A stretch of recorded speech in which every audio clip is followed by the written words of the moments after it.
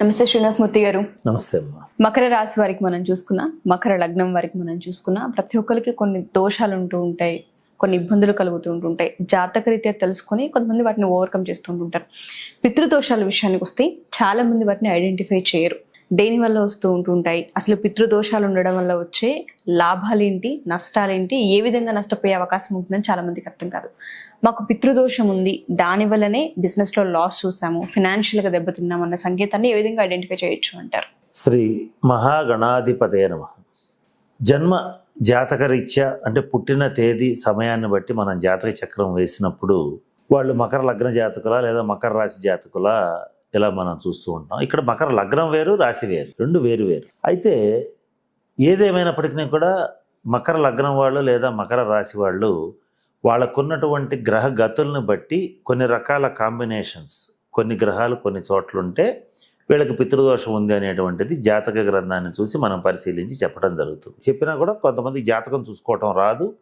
అలాగే కామన్ మ్యాన్కి సహజంగానే జాతకం చూస్తాం అనేటువంటిది జరగదు, తెలియదు గనక వాళ్ళు ఏంటంటే వాళ్ళ విషయంలో ఏం చేయాల్సి వస్తుందంటే కొన్ని లక్షణాలు చెప్తాము. ఆ లక్షణాలు లేదా కొన్ని ఇబ్బందులు వాళ్ళ జీవితాల్లో, వాళ్ళ ఇళ్లలో, వాళ్ళ కుటుంబంలో ఇటువంటి సమస్యలు తరచుగా వస్తూ ఉంటే వాళ్ళకి పితృదోషం ఉన్నట్లుగా తెలుసుకోవచ్చు. వాళ్ళు ఏం చేయాలంటే వ్యక్తిగత జన్మ జాతకాన్ని చూపించుకుని అప్పుడు ఆ ఏ దోషం దేనివల్ల ఏర్పడిందో తెలుసుకుంటే ఈ పితృదోషానికి సంబంధించి కొన్ని ప్రత్యేకమైన పరిహారాలు ఉంటాయి. అందరూ అనుకునేటువంటి ఒక నారాయణ బలో ఏదో అట్లాంటిది ఏదో కాదు. కొన్ని ప్రత్యేకమైనటువంటి పరిహారాలు వాళ్ళ వాళ్ళ వ్యక్తిగత జన్మ జాతక రీత్యా ఈ పితృదోషాలు పోగొట్టుకోవటానికి చేయవలసి ఉంటుంది. పరిహారాలు చేసుకుంటే దాని నుంచి బయటపడతారు. ఒకవేళ చేసుకోకపోతే ఏమవుతుంది?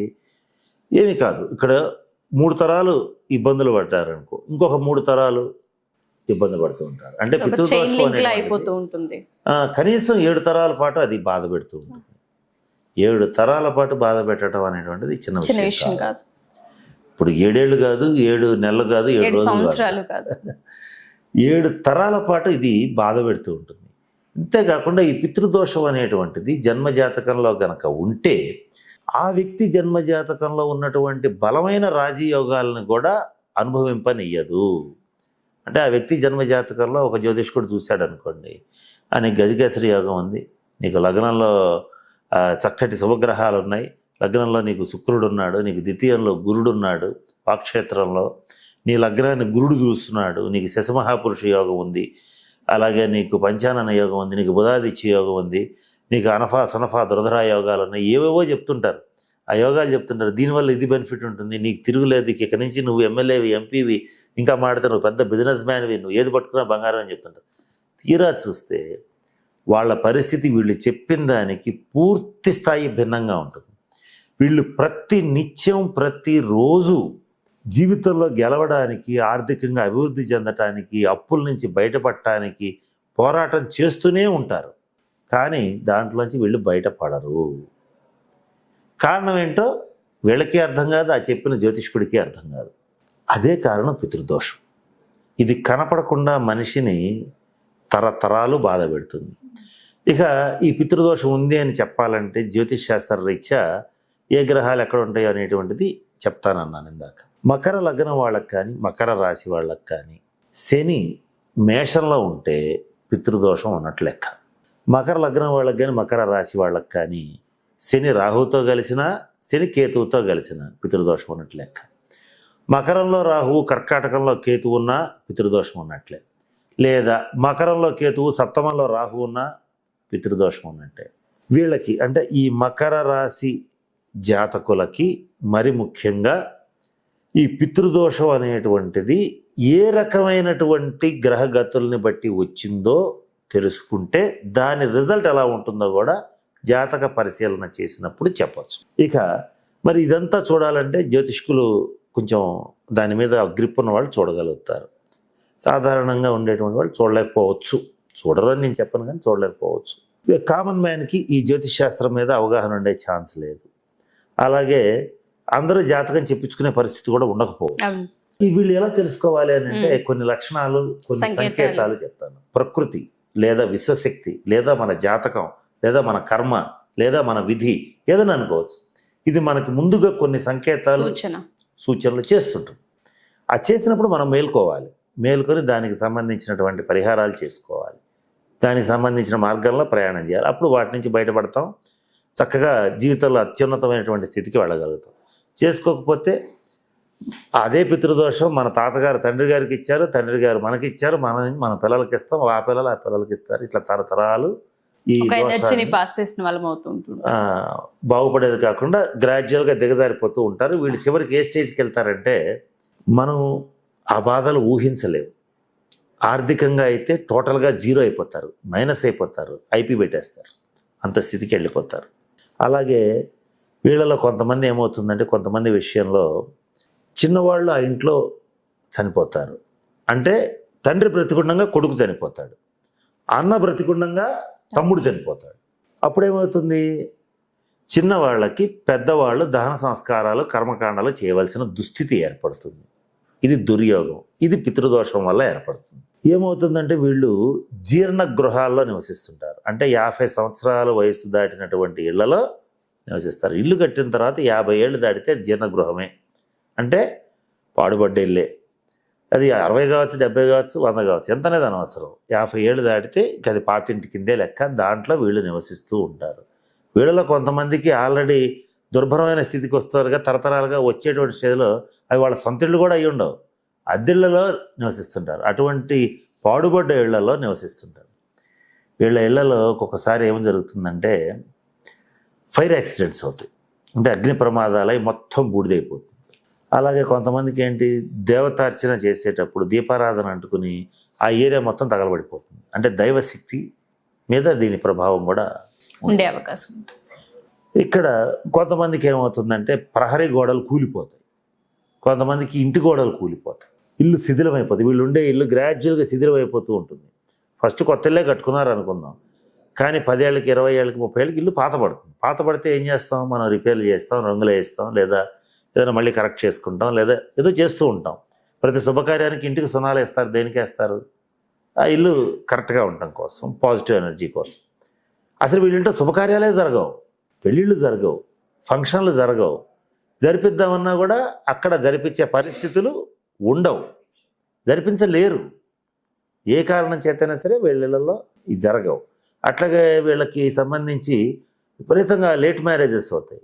అంటే ఆడపిల్లలకి 27 ఏళ్ళు వచ్చినా 26 ఏళ్ళు వచ్చినా పెళ్ళిళ్ళు కావు, మగపిల్లలకి 30 ఏళ్ళు వచ్చినా 32 ఏళ్ళు వచ్చినా పెళ్ళిళ్ళు కావు, సంబంధాలు కుదరవు.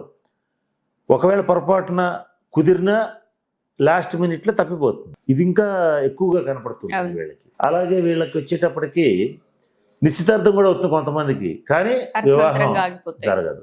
నిశ్చితార్థం రద్దు చేసుకుంటారు, వెళ్ళిపోతారు. ఇటువంటివి జరుగుతుంది.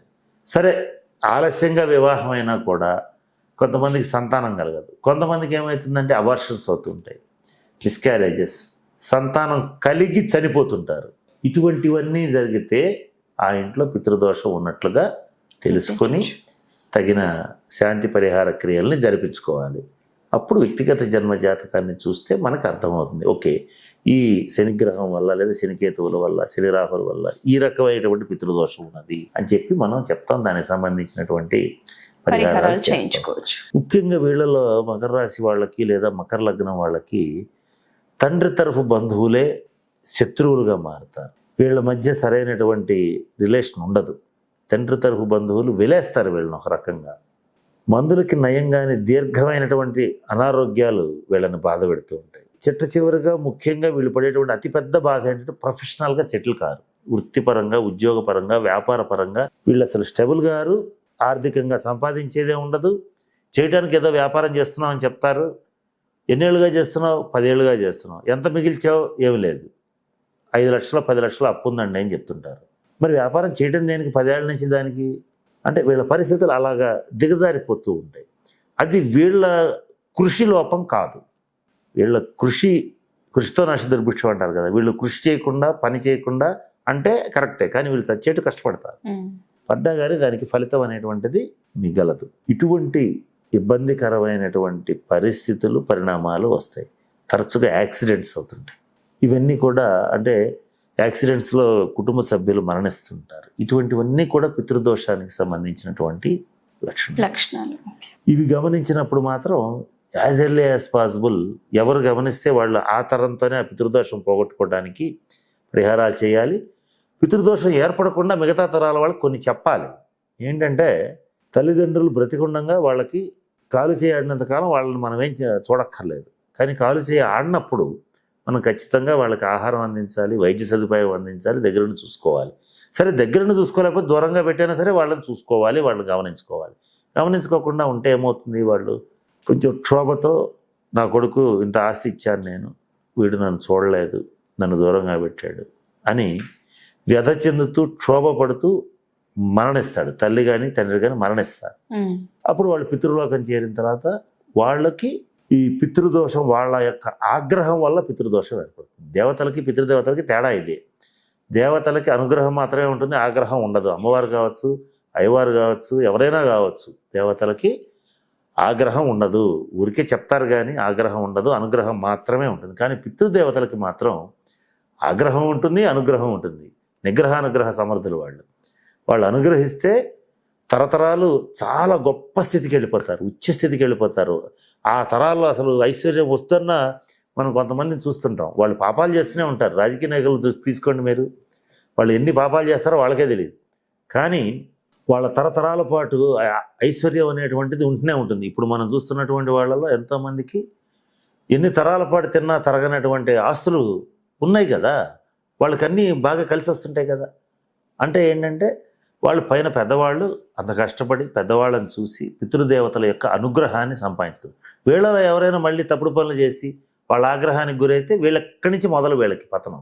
ఇట్లా 7 తరాల పాటు బాధ పెడుతుంది ఇది. కనీసం 7 తరాల పాటు ఈ ఇబ్బంది అనేటువంటిది కలుగుతూ ఉంటుంది. కనుక నేను చెప్పిన ఇబ్బందుల్లో కనుక వీళ్ళు కనుక మకర లగ్నం వాళ్ళు కానీ మకర రాశి వాళ్ళు కానీ బాధించబడుతూ ఉంటే వాళ్ళకి పితృదోషం ఉందని గుర్తించి తగిన పరిహార క్రియలు చేసుకుంటే వాటి నుంచి బయటపడతారు. డెఫినెట్గా sir. Thank you sir. Thank you so much. స్వస్తి.